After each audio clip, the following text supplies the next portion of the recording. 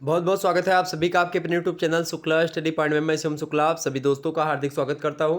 यहां पर भाई ये पेपर हुआ है आपका पार्ट 1 का बीएससी मतलब कि बीए का, और एग्जामिनेशन है 2022 में परीक्षा हुई। यहां पर 2021 लिखा हुआ है चूँकि उसी समय निर्धारित की गई थी, तो 2022 की ये परीक्षा अभी 2 दिन पहले पेपर हुआ है। ये हिंदी ऑनर्स का पेपर है, पेपर फर्स्ट है। ओके, जिसका नाम क्या है भाई यहाँ पर आप देख सकते हो, सब्जेक्ट कोड वगैरह दिया गया है। आइए देखते हैं कौन कौन से प्रश्न इसमें पूछे गए थे, और हम विस्तार से समझने का प्रयास करते हैं कि आखिरकार इसमें हम किस तरीके से हर एक मुद्दे को हम समझ सकते हैं। ओके, तो टाइम आपको 3 आवर्स का दिया गया था, मैक्सिमम मार्क्स आपके 100 के थे।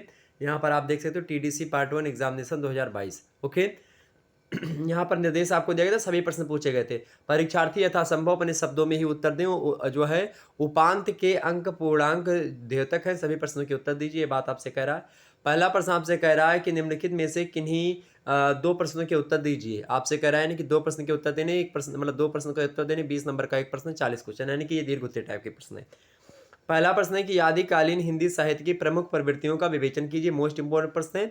पूरी की पूरी प्रवृत्तियों को अर्थात विशेषताओं को हमने विस्तार समझा दिया, आप लोग इसको जरूर देखेंगे।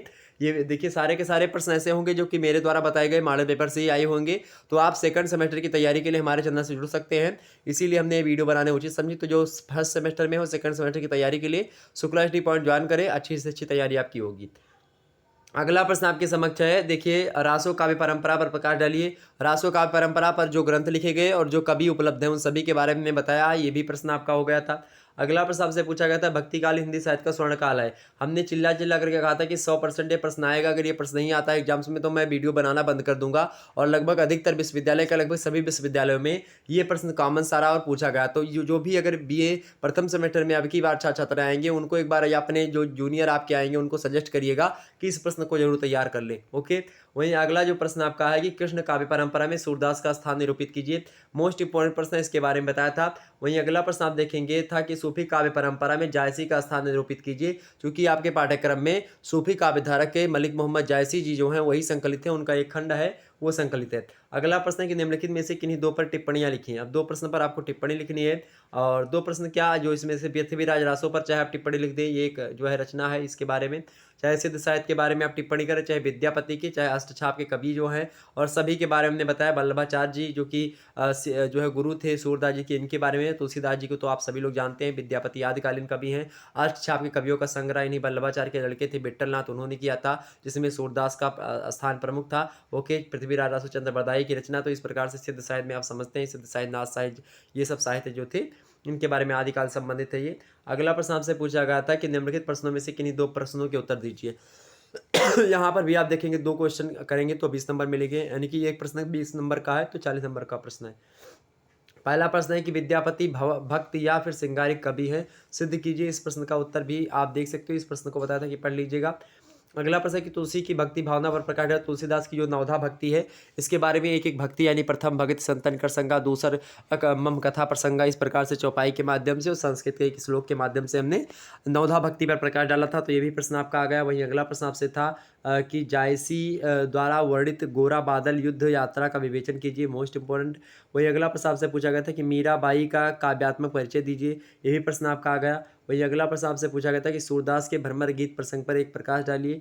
मतलब एक प्रकाश नहीं, प्रकाश डालने को लेकर के पूछा गया था, तो ये भी प्रश्न हमने बताया।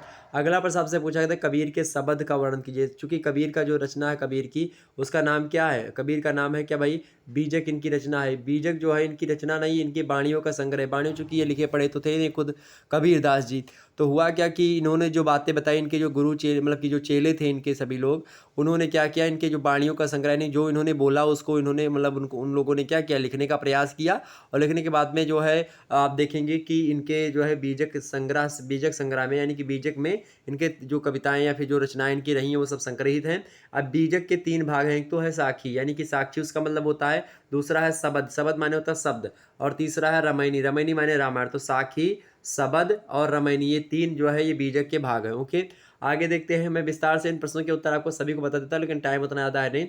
निम्नलिखित में से किन्हीं 2 अवतरणों की साप्रसंग व्याख्या कीजिए। और इसमें आपको 2 प्रश्न व्याख्या करेंगे तो आपको 10-10 नंबर मिलेंगे एक प्रश्न के। कह रहा आपसे कह रहा कि खुसरो रेन सुहाग की जागी पी के संग, और तन मेरो मन पीयू को दो भय एक रंग। बड़ी फेमस जो है दोहा है, खुसरो अमीर खुसरो ने लिखा है।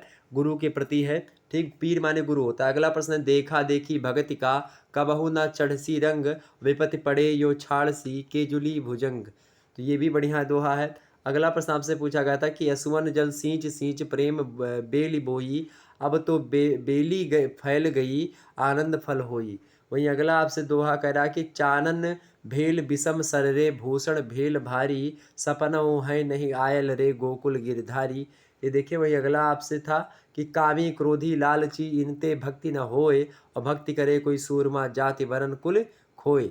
ये पंक्तियाँ देखिए बड़ी अच्छी पंक्तियाँ हैं कि भक्ति जो होती है किससे नहीं होगी, भक्ति कामी जो व्यक्ति होगा उससे भक्ति नहीं होगी, क्रोधी व्यक्ति से भक्ति नहीं होती, लालची व्यक्ति से भक्ति नहीं होती, इनसे भक्ति कभी नहीं होती है। भक्ति कौन करता है? भक्ति तो कोई सूरमा लोग क्या करते हैं, और क्या करके अपने जाति को अपने वर्ण को सब भूल करके और भक्ति में लीन हो जाते हैं, अपने आन मान मर्यादा का ध्यान रखते हुए भक्ति में लीन रहते हैं। मेरे प्यारे दोस्तों, अगली पंक्तियां हैं आपकी कि तू दयालु दीन हो, तू दानी हो भिखारी, हो प्रसिद्ध पात की तू पाप पुंज हारी। ये महत्वाकांक्षा बताई गई है भगवान के बारे में। नाथ तू अनाथ को अनाथ कौन मोसो, मोह समान आरत नहीं आरत हर तो सो।